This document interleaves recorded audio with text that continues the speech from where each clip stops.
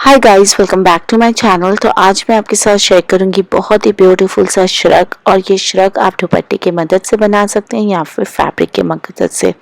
आपको almost 2 metre का fabric लगेगा। तो चलिए शुरू करते हैं इसे बनाने के लिए। सबसे पहले आप इसे 2 बार फोल्ड कर लीजिए, ऊपर से 1/2 इंच का मार्जिन ले लीजिए। फिर वहां से आपको हाइट देखना होगा। जैसे कि अपर वर्स के नीचे मेरा घेरा आएगा तो हमें हाइट अपने चेस्ट के ऊपर तक ही लेना होगा। तो मेरा आता है 8.5 इंच, तो मैं 1 इंच एक्स्ट्रा लूंगी मार्जिन के लिए। तो 9.5 इंच पे ऑल ओवर पॉइंट मार्क करते हुए एक स्ट्रेट लाइन ड्रॉ कर लूंगी। फिर वहां का हिस्सा हम कट कर लेंगे। अब हम अपना शोल्डर मेजर करेंगे। तो यहाँ मेरा शोल्डर है 7 इंच और आर्मोल भी मेरा 7 इंच है। इन दोनों ही पॉइंट्स को मार्क कर लेंगे।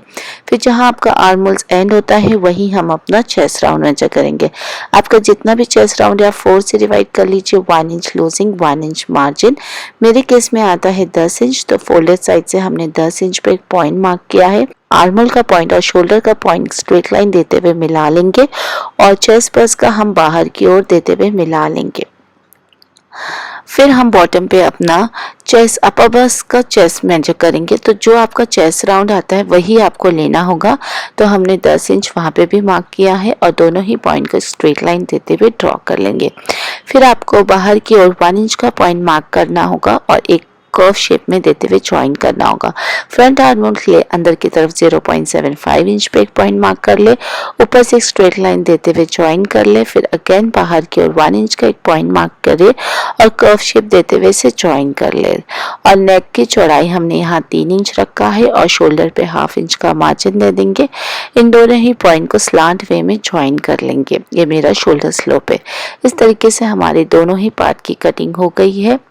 कट होने के बाद हमें फ्रंट पार्ट को लेना होगा, उसे अगेन हाफ में फोल्ड करना होगा और फ्रंट आर्मोल की कटिंग कर लेनी होगी। तो यहाँ हमने फ्रंट पार्ट कट कर लिया है। अब हमें फ्रंट पार्ट को सेंटर से कट करना होगा क्योंकि मेरा श्रग है, आगे से हमारा ओपन रहेगा, इसलिए आपको सेंटर से इसे कट कर लेना होगा। अब हम फ्रंट पार्ट के लिए नेक कट करेंगे, जिसके लिए हम बकरम का इस्तेमाल करेंगे। उसे हाफ में फोल्ड कर लेंगे और साइड से हम आधे इंच के कम का मार्जिन देंगे क्योंकि नेक भी हमारा 2 पार्ट में रहेगा। और उसके बाद हम चौड़ाई ले लेंगे 3.5 इंच, लंबाई ले लेंगे 4 इंच। इन दोनों ही पॉइंट से आपको एक बॉक्स बना लेना होगा और अंदर आपको राउंड शेप दे देना होगा। फिर बाहर से आपको 1 इंच का ऑल ओवर एक पॉइंट मार्क करना होगा और इसे भी कर्व शेप देते हुए, राउंड शेप देते हुए ज्वाइन कर लेना होगा। एंड इन मार्किंग एरिया को आपको कट कर लेना होगा। कटिंग करने के बाद आप देखेंगे आपको 2 पार्ट में नेक मिल गया है। अब आपको कोई भी स्पेयर का कपड़ा लेना होगा। मेरे पास वो मटेरियल का कपड़ा नहीं था, इसलिए मैंने अलग से क्रेप मटेरियल लिया है। एक टुकड़ा मेरे पास पड़ा था। आप कोई भी कलर का ले सकते क्योंकि ये अंदर चला जाएगा, आपके श्रग के नेक के पीछे रहेगा, तो इट डजंट मैटर। इस तरीके से रखना होगा बकरम को और ऑल ओवर इस पे कट लगा देना होगा आधे इंच की दूरी पे। तो हमने यहाँ कट लगा लिया है और इसे भी हम 2 पार्ट में कर लेंगे। फिर आपको जो आधे इंच का फैब्रिक आपने छोड़े थे उसको मोड़ते हुए आपको इसके ऊपर सिलाई दे देना होगा। अब हम ये नेक के ऊपर फ्रिल लगाएंगे, उसको हम रेडी करेंगे। तो वह हम अलग मटेरियल से लगाएंगे। इस तरीके का फैब्रिक यूज़ किया है, इससे हम स्लीव और ये फ्रिल तैयार करेंगे। तो आपको फैब्रिक लेना होगा 2 इंच का, उसे हाफ में फोल्ड करते हुए इस तरीके से दोनों एंड पे सिलाई दे देना होगा। फिर आपको इसे पलट लेना होगा। पलटने के बाद ऊपर आपको छोटी छोटी इस तरीके से प्लीट्स देना होगा। तो आप देखेंगे हमने यहाँ फ्रिल रेडी कर लिया। इस तरीके से आपको 2 फ्रिल रेडी करना होगा।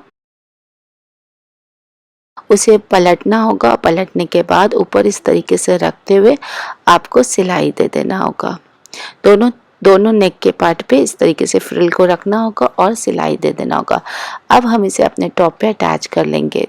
जो बॉडी है वो आपको सीधा रखना होगा और नेक के हिस्से को इस तरीके से उल्टा रखना होगा और जस्ट बकरम को लेते हुए आपको सिलाई दे देना होगा। तो ये हमने सिलाई दे दिया है।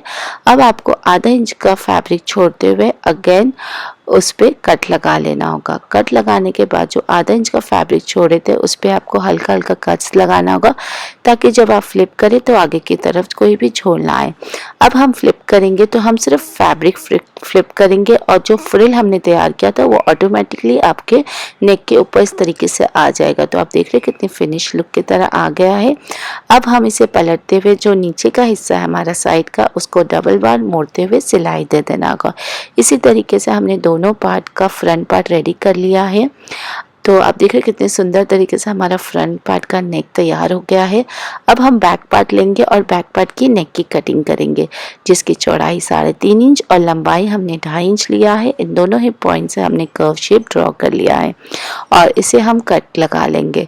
कट करने के बाद और एब में आपको पट्टी कट करनी होगी 2 इंच की। उसे मोड़ते हुए आपको इस बॉडी को सीधा रखना होगा और पट्टी को उस तरीके से जो ओपन वाला पार्ट है, जब आप फोल्ड करेंगे जो ऊपर ओपन वाला पार्ट है उसे आप ऊपर रखिए और आधे इंच की दूरी पे सिलाई दे दीजिए। फिर आप मोड़ते हुए अगेन इसके ऊपर सिलाई दे दीजिए। तो यहाँ हमने बैक पार्ट भी रेडी कर लिया है। अब हम बैक पार्ट को सीधा रखेंगे और फ्रंट पार्ट को उसके ऊपर उल्टा रखते हुए अपना शोल्डर ज्वाइन कर लेंगे। तो यहाँ हमने शोल्डर भी ज्वाइन कर लिया है। अब हमें स्लीव की कटिंग करनी होगी। तो स्लीव की कटिंग करने के लिए जैसे कि बताया था हमने दूसरा फैब्रिक लिया है कॉन्ट्रास्ट में।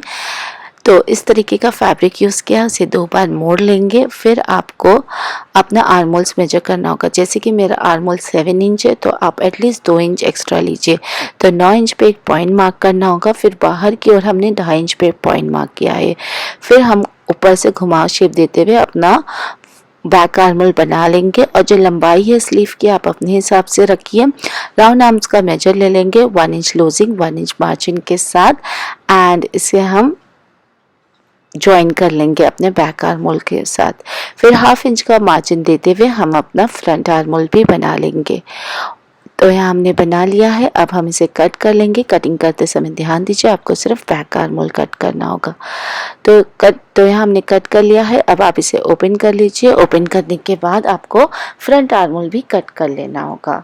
तो इस तरीके से हमारी दोनों स्लीव की कटिंग हो गई है। अब दोनों स्लीव के किनारे पे हमने जो श्रग का मटेरियल यूज़ किया है बॉडी बनाने के लिए, घेरा बनाने के लिए, उसका आपको एटलीस्ट 2 इंच की पट्टी कट करना होगा। उसे मोड़ते हुए राउंड आर्म्स पे इस तरीके से रखेंगे और आधे इंच की दूरी पे स्ट्रेट सिलाई दे देंगे। फिर पलटते हुए ऊपर से भी एक टॉप स्टिच लगा देंगे।